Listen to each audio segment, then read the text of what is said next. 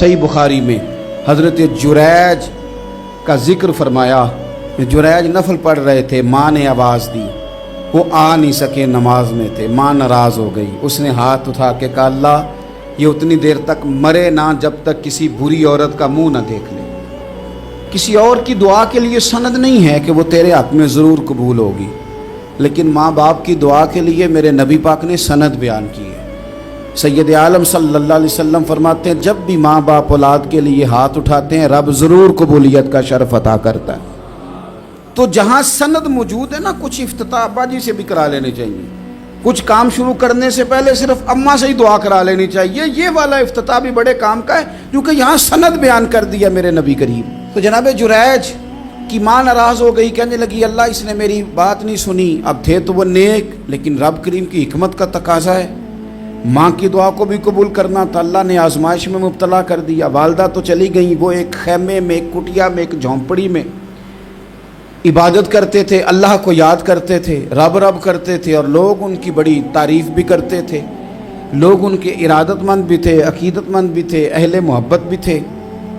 एक औरत आ गई, बस वो अल्लाह की हिकमत पूरी होनी थी। उसने आके पहले तो उन्हें अपनी तरफ माइल करना चाहा, जब ना माइल हुए तो इल्ज़ाम लगा दिया।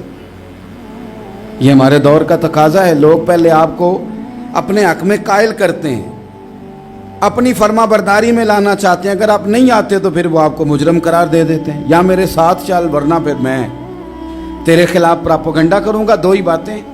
पहले उसने कायल किया, जब जनाब जुनैज कायल ना हुए तो उसने करीब एक चरवाहा था, उस चरवाहे के साथ जाके मुंह काला किया। मुकर्रा वक्त पे बच्चा पैदा हो गया। लोगों ने कहा किसका है? कहने लगी इस खानकाह में, इस हुजरे में इबादत करने वाले का है। अगर किसी दीनदार पर ज़रा सा भी इल्ज़ाम लग जाए तो आप यकीन करें कि बड़े बड़े खौफनाक लोग भी नेक हो जाते हैं। जिनका अपना सारा माजी काला स्याह हो वो भी उजालों के राहबर बन जाते हैं। जिनकी अपनी ज़ुबानें सारी ज़िंदगी आलूदा रही हों वो भी बड़े बड़े आला सच बोलने लगते हैं। आला कच्चे मेरे मकान की दीवार क्या गिरी, लोगों ने तो मेरे सहन में रस्ते ही बना लिए। बड़े लोग आ जाते हैं, फिर बड़ा कुछ करते हैं और बड़े बड़े खौफनाक जुमले कसते हैं। बस को नुक्ता जो हाथ आ गया, ऐसा जैसे गिरने का इंतजार कर रहे थे। अब जनाब लोग उठे, एहतजाज शुरू हो गया, शोर पड़ गया। ये बाबा बड़ा नेक बनता था, नफल पढ़ता था, इबादतें करता था, देखो इसका हाल क्या है कि इसने नाजायज बच्चा पैदा किया। बगैर तहकीक के मैं कह चुका हूं कि उलझे उलझे बिखरे बिखरे रोज शब देखेगा कौन, लोग तेरा जुर्म देखेंगे सबब देखेगा कौन। लोग तेरा जुर्म देखेंगे सबब, कोई गौर नहीं करता कि वजह क्या थी। ओ भाई कुछ तो मजबूरियां रही होंगी, यूं ही कोई बेवफा नहीं होता। इल्ज़ाम लगा दिया, शोर हुआ, एहतजाज हुआ, दुनिया इकट्ठी हुई, उनका उन्होंने हुजरा गिरा दिया, मारा भी, पीटा भी, एक नेक आदमी को बदनाम भी किया, बुरा भला भी कहा, गालियां भी दी, जो कर सकते थे किया। अब जब सज़ा देने लगे ना तो जनाब जुरैज कहने लगे थोड़ी सी इजाज़त देते हो, मार तो तुमने देना ही है। कहा जनाब ठीक है देते हैं। उन्होंने कहा सिर्फ 2 नफल पढ़ने हैं। अब वो नफल पढ़ रहे थे तो लोग उस वक़्त भी कह रहे थे फराड ही कर रहा है, धोखा ही दे रहा है। चूँकि ज़हन बन गया ना, बदगुमानी आ गई।